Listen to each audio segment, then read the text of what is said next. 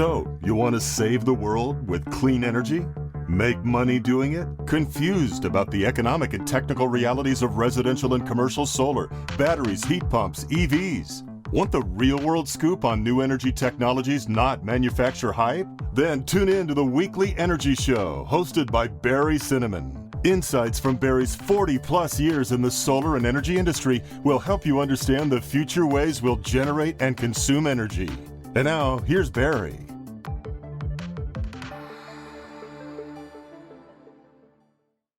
Welcome to this week's Energy Show. Now, there are three market segment pillars of solar in the U.S. There's residential, utility, and commercial. Now, residential has been growing steadily, way before even I started getting into the business in 2001. And one of the reasons is, and the economics are really good, is homeowners pay the highest electric rates. In each individual customer's got relatively small consumption compared to a commercial building, and they pay high rates. The lowest rate right now is around 30 cents a kilowatt hour, and these rates go over 50 cents. There's also easy installations for residential, not too complicated, and easy financing. So the industry on the residential side has been growing steadily. I did some really rough math, and this year in the U.S., we expect to install 5 to 6 million solar panels on residential rooftops. That's pretty good. But the biggest segment by far is the utility segment. And these are utilities putting in solar panels instead of natural gas plants and certainly instead of coal, and nuclear. So they're completely offsetting the investments that utilities used to make in new power plants. And actually what's happening right now is the economics for solar combined with battery storage are so favorable that 3 or 4 years from now, when new power plants go in, the utilities are realizing that it's cheaper to put in a solar panel system, a solar array, utility scale solar, with battery backup than it is to put in a natural gas combined turbine, which has historically been the cheapest, most efficient. So that's amazing. And the prices of storage and solar are going to continue to go down. But the utility segment's huge. Rough estimate, about 20 million solar panels are going to be installed by utilities all over the country this year. And one of the reasons why this is such a fast-growing market is the utilities get paid by ratepayers to put in more solar panels. It's very interesting. The more solar panels they put in, the more money the utilities make because the more assets they have. So they really like doing this. It's kind of a change from recently. Now, the dilemma is the utilities want to put in the panels. They don't want you in your business or home to put in solar panels, but that's another issue. We're working through that. Now, the third segment, which historically has been steady but not as growing as fast, has been the commercial segment. Big money saving potential for businesses who are paying, maybe 15, 20 cents a kilowatt hour for electricity. And they have big flat roofs, big energy consumption, but it's limited because, first of all, a lot of buildings are leased. So the landlord doesn't want to invest in solar because they're not going to be paying the electric bill. But if it's an owner-occupied building, then the landlords are much more interested. And also for tenants who are going to be staying in the building a long time, let's say they save, they're going to sign a 10-year lease. They're happy to put in solar if they're going to get a 6 or 7 year payback. But that's the market segment that we're going to be talking about now. About ballpark, maybe 3 or 4 million solar panels went in on commercial buildings this year. And it's going to continue to grow. And I'm very enthusiastic about that market because there's just so much potential there. The reason why is I was just traveling this weekend again. You just fly over any city and you just see acres and acres of big white flat roofs all over the country. And these all should have solar panels on them, and they all can fit solar panels. So the biggest market, and we're kind of looking at California because California is the biggest market in the U.S. and it's kind of the template for what's going to happen throughout the rest of the country. You kind of look at the sizes of buildings that are putting in solar panels, and you look at the size of the systems. They're not these enormous megawatt systems. And there's one really good reason for that is that the roofs aren't that big. But most of the systems are less than 500 kilowatts. That's less than 1,500 solar panels. It's less than 30,000 square feet. Now, when you're looking at who's putting in solar systems, what's interesting, if they're national companies or international companies, national retailers like Costco, Staples, Best Buy, Whole Foods, Safeway, there are tech companies like Microsoft, Apple, Google. There's companies that are putting in these systems for data centers all over. And the reason is, once these national or international chain companies with multiple buildings all over the country put in a few, they say, hey, this is really working out pretty well. Let's put it on more buildings. I remember going back 10 years. That's when these companies were trying out their first systems, and it's working out great. So they're saying, We want them on all the rooftops. Now what's happening is it's kind of trickling down to medium and smaller companies that don't have a lot of, don't own a lot of buildings. But they own one, they own two, and they say, hey, let's just do this on our facilities to save us money, and it's working out really well. I mean, heck, like a dozen years ago, we put in a system for a concrete company in San Jose. At the time, it was the biggest system, a 600 kilowatt system, and that customer loves it. He's looking at putting it on another building down the road. So that's where the market is. It's the biggest untapped market. They're buildings with less than 50,000 square feet of roof space. Now, there's other criteria. The buildings can't be too high, so typically 3 stories or less. You have to have clear roof space. So sometimes there's a factory that has lots of equipment. The roofs are clogged with HVAC and vents and chimneys and things like that. It doesn't work too well there. So most of them are for warehouses, retail, light manufacturing, low-rise office buildings, and ideally for owner-occupied or buildings that they have a long-term lease. So there's some big changes in commercial solar, and that's what we're going to be talking about. But most of the changes all just make the economics better. And that's why this market's going to continue to grow. I mean, just some examples. The equipment's less expensive, the installations are going in faster, and the incentives, not necessarily the rebates, but the tax credits, the tax benefits are getting better, and the electric prices keep going up. So that's why customers are doing it. So let's just kind of bang through some of the technology reasons why this market's taking off. All right, and let's just kind of talk about how do you attach the systems to the roof? Now, commercial customers, like residential customers, really want to make sure that they're not going to get any leaks in the roof. And there's some improvements in technology over the past dozen years that have made those leaks almost never happen. So 2 kinds of systems: ballasted systems, where there's not a lot of roof penetrations or no penetrations, and then penetrating roof systems, where you're actually attaching the system into the underlying structural members of the roof. Now, I kind of like the penetrating systems. One of the reasons is they can't possibly blow off. And the other reason is we do most of our business in California. California has earthquake regulations that require us to penetrate the roof anyway.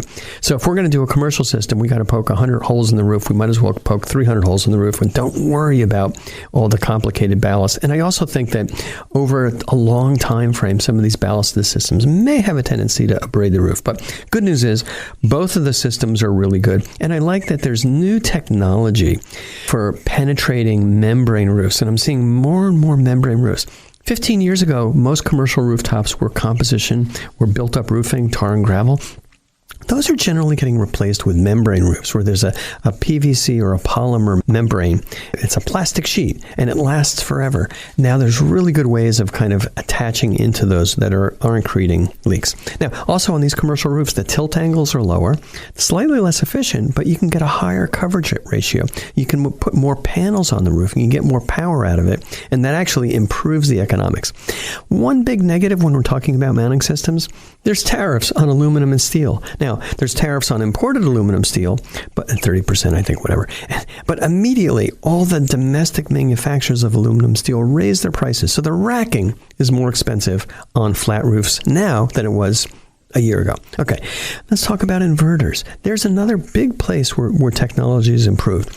It used to be on these commercial systems, we'd put in one big 200 or 100 kilowatt inverter, maybe 200-300 kilowatt inverters. And these things were huge. They had to be delivered on a truck. They had to get installed on a poured concrete pad. We had to find space around the building to put them in.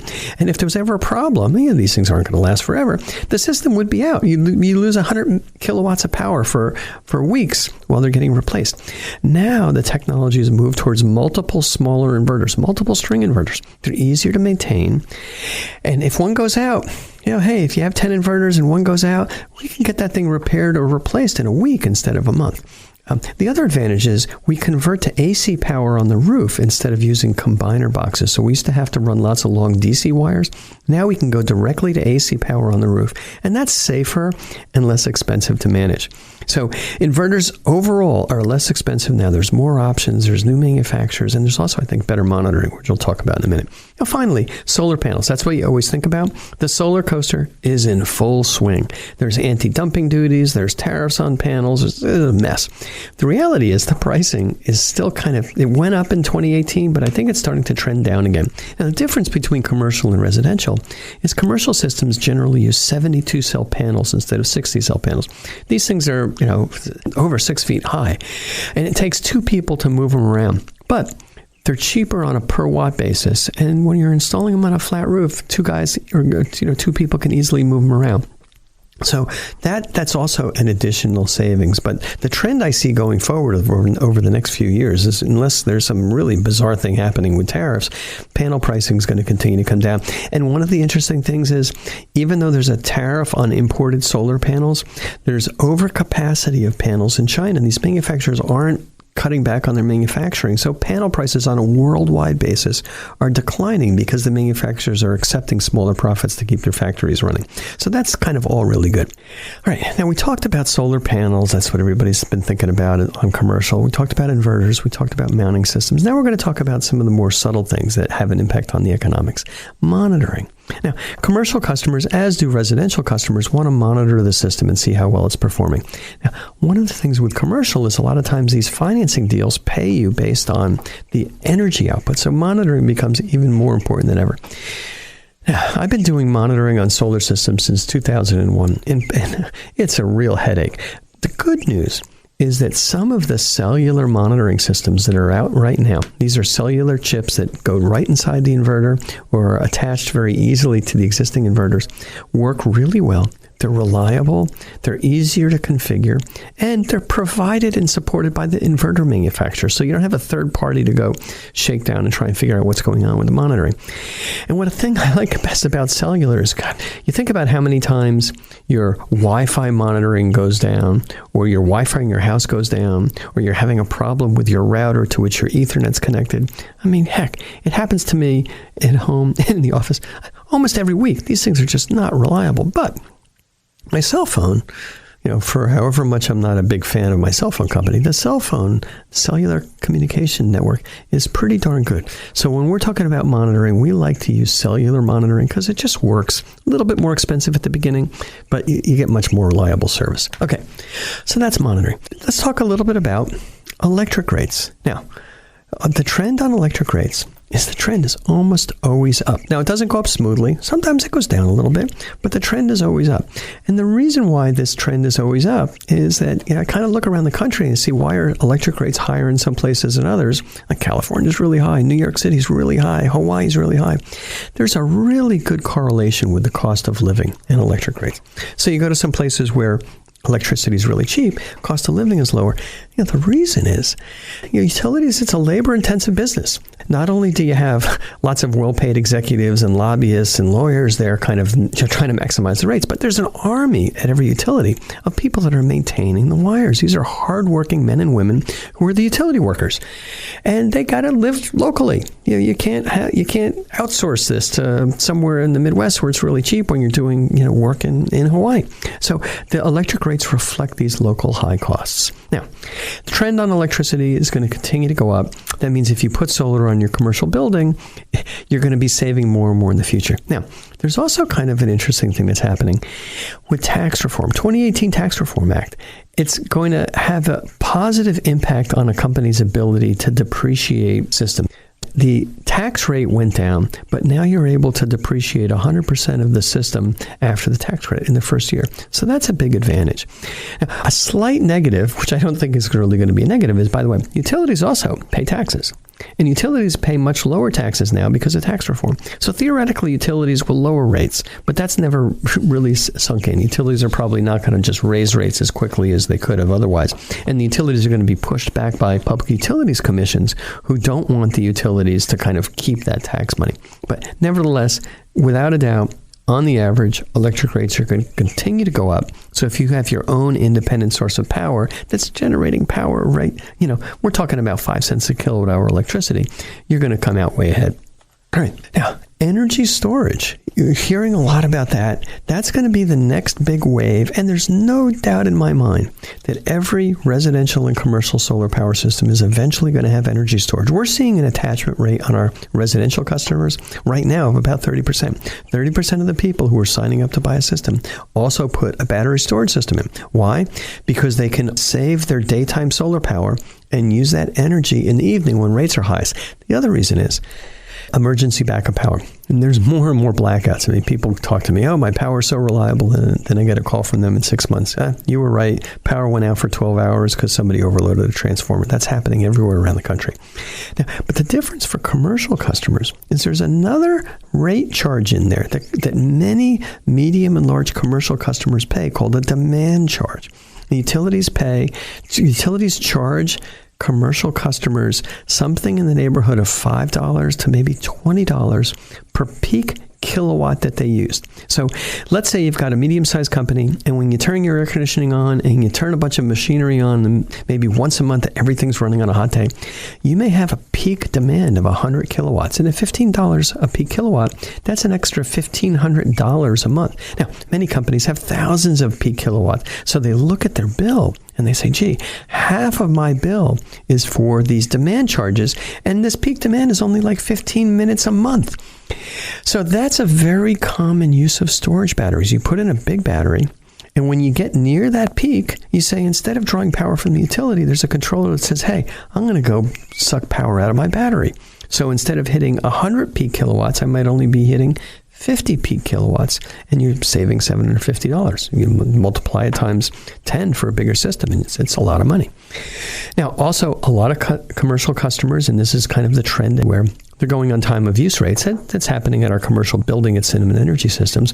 There's higher electric costs during the day than in the evening. You can't avoid these high daytime costs. It's usually also happening only during the week. So Monday through Friday, I don't know what the exact times are now, but it's probably from like 9 o'clock in the morning to 5 p.m., our electric rates are higher than they are in the evening on the weekends. So when you have solar, guess what? Solar's producing a lot of power during those peak times, and you're able to reduce that peak electricity usage more.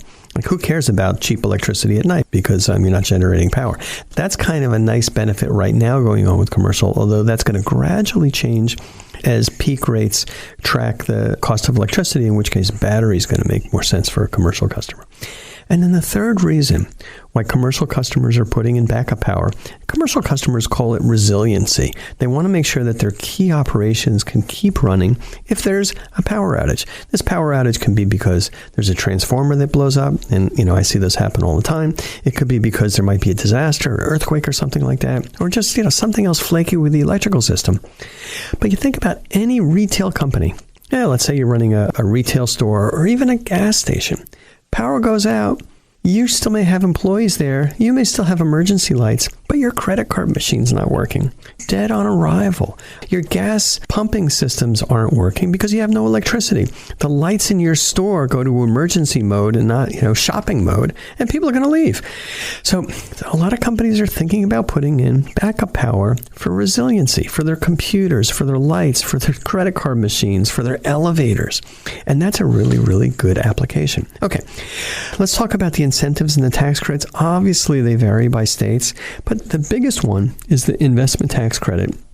And that investment tax credit is 30% through the end of 2019.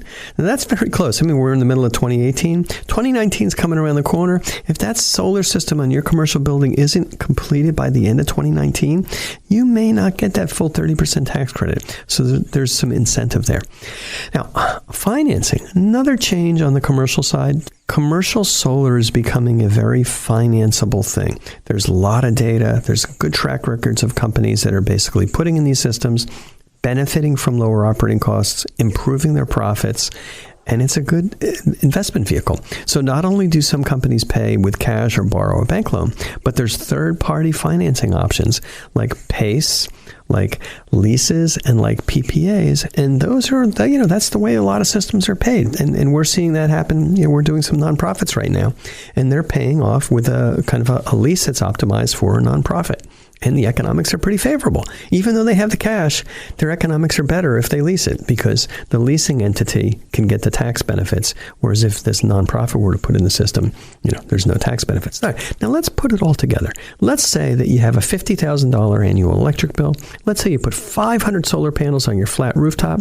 Let's say the whole system ends up costing top line $340,000. That's $210 a watt. And you're going to save about $45,000 on your electric bill. So your bill's going to go go from $50,000 to $5,000. Now, after the investment tax credit, which is going to be $102,000, and a $61,000 depreciation tax benefit, your net cost on that system is going to be $177,000. That works out to a simple payback of 3.9 years. Assuming that you have about $1,000 a year of maintenance, cleaning, repairing an inverter after the warranty goes out in 10 or 12 years, and assuming there's no electric rate escalations, and I know the rates are going to go up, that works out to be a 26% return on investment. That's pretty fantastic. Your electricity costs for 25 years are locked in at 3.2 cents a kilowatt hour compared to probably paying more like 20 cents, and those numbers are going to keep going up. So here's my advice. Next steps for commercial customers. It's not every commercial building. Criteria that are important are: is it an owner-occupied building, or the owner's paying most of the utility bill? They don't have to occupy the whole thing. Flat roofs or sloped roofs in good condition, or if you're re-roofing, think about putting solar in because you may be able to get a tax credit on some of that work. Metal roof buildings are also good. Sometimes you'll need a structural analysis. You want to have a large open area for solar panels. If you have lots and lots of HVAC systems all around, you can still probably do it. It's going to raise the price. And you may want to consider batteries to improve your resiliency of your operation. And what you do is contact an established local installer that knows what they're doing, that's been around in business, that you can count on, that has a good reputation. They'll do a preliminary analysis. They'll give you a ballpark return on investment. This is roughly what it's going to cost. This is roughly what it's going to save. And then you kind of go into a more detailed analytical phase, figuring out what the interconnection approval is needed, what kind of structural analysis is needed. As far as the technology, piece of advice: don't worry about the type of solar panels. Don't worry about the inverters. Don't worry about the mounting systems. Find an installer that knows what they're doing. The key issues are: does it make economic sense for your business? Can you get good interconnection from your utility? Because sometimes utilities make it difficult. And is your roof structurally sound? And is your roofer kind of happy with the system, which is something that installers also work with. All right. That's all the time we have for this week's Energy Show. Thanks to all of our listeners for tuning in. And if you missed any of today's show, you can always go to our website at cinnamon.energy and listen to the podcast. So, you want to save the world with clean energy? Make money doing it? Confused about the economic and technical realities of residential and commercial solar, batteries, heat pumps, EVs? Want the real-world scoop on new energy technologies, not manufacturer hype? Then tune in to the weekly Energy Show, hosted by Barry Cinnamon. Insights from Barry's 40-plus years in the solar and energy industry will help you understand the future ways we'll generate and consume energy. And now, here's Barry.